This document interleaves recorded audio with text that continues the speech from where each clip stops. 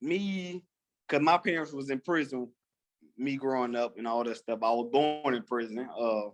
But all the stuff that my son do with me by himself or whatever, and you start thinking like, dang, I didn't have that and all that kind of stuff. And it's a bit different. So you want to change all that and everything else. So I just, I had to grow up fast, and I ain't the only child, but I was by myself because I was with my grandma, my brother, one of my brothers and sisters with their grandma. My two oldest, one playing football, one was in prison. My youngest, he's what, 13, 14 now. So he wasn't in the picture at the time, but because I grew up with my grandma, and it's different because sometimes I think, what if I had kids if I was in high school? What if I had kids when I was in high school? Because most of my homies had kids in high school, because all they kids in high school or they graduate in high school. So it probably would have been a big difference. My mind probably would have been somewhere else if I had kids, but hey, you can't think of it, you just think right now as it is. And I just know I'm gonna be the best father ever possible, because I know I ain't have it. I know what it takes to have it. So So I didn't want to interrupt you, but you said that you were born in a prison? yes. That is wild. It's very Oh, easy to it's still find. wild to me too, because you don't hear that ever. No, you You'll hear don't. somebody probably born at the hospital, probably about 98% of the time, or born at home or anything like that. Born in the car, but in prison, I ain't heard that one yet. Me neither. Because it's very easy to find that how you live with the Pouncey brothers in high school. So like the football, you could see how the football stars kind of align for you, but to know that, and that's how your life started, and how, man, I can only imagine what it was like just Yeah, trying if it to. weren't for my grandma, I don't know where the hell I'd be at. Luckily, she came and got me. Probably 3 days later, because at that time I heard my mom and my grandma, they was going at it at that time, so she almost didn't come get me. Lucky she did, and she the one put me in football too at age 6, because she was tired of sitting on the porch and watching me play football by myself in the streets. So she signed me up. Man, I wanted to ask you about the adversity that you had just trying to make it with the Steelers and how that ended. But if that's how your life starts, and that's the road that you have from the jump, and it's the only thing you've known, I mean, how could you really be a pro if you've never? It seems like you kind of had to wing it your whole life. I mean, by the time you are trying to make it in the NFL, I mean, I have to imagine that, like, you're a 22-year-old kid who now has all this potential power and money for the first time. I mean, how do you navigate that? How do you Oh even try to do a good well, job?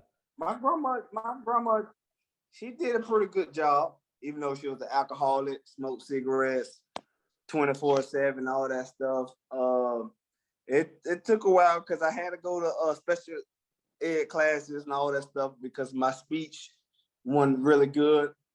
Um, but what really forced me to do good has been, you know how all the comedians always pick about, oh, I was in special ed, ESC. I was in that. And when you in one class all day, you can't go to PE, can't do this, do that, all this. Man, it's so aggravating. It is aggravating. You can't hang with your friends. You can't talk to your friends because you in one class. Everybody else can rotate classes.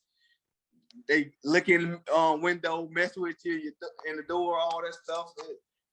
That's when I just said, you know what, I'm finna take this serious, get the hell up out of here, be a normal kid, this and that, all that, and the rest is history. So when did you realize that you were faster than everyone?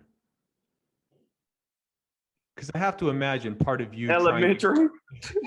I have to imagine that you, at some point, had to realize, like, hey, man, this might be my ticket out of here. This might be my ticket to get everything I want in life. No, I wasn't thinking of that. I just love You're playing just running. football. Because elementary we used to play soccer at PE. When I started adding more classes, getting out there one class. And I just kicked the ball as far as possible, run, and I was leaving everybody. And then I say probably about 8th grade, they had a 40-yard test, and that was my first 4.3. And yeah, and then I end up, and then the head coach from high school came and talked to all the 8th graders because I think they go around different schools and try to see if they're gonna go to Lakeland and stuff like that. And I went straight to varsity because I know a lot of my family members played football and went to Lakeland. So if I have this right, you are related. He might even be your brother, Rod Smart, aka. yeah, that's my brother. That's my oldest brother. That's who I looked up to growing up. So I was going to ask, obviously he gets a chance to play professionally. I mean, to this day, I'd say he's probably the best known XFL player. Everyone knows he hate me. I mean, hey, do you know the story behind that nickname? But be more seriously, what was it like actually having a role model, someone that you could look up to? How much easier did it make it for you to kind of understand how to be good at being a football player? No, he made it easy because he went to Lakeland, had all records. My goal was to beat all his records or at least tie.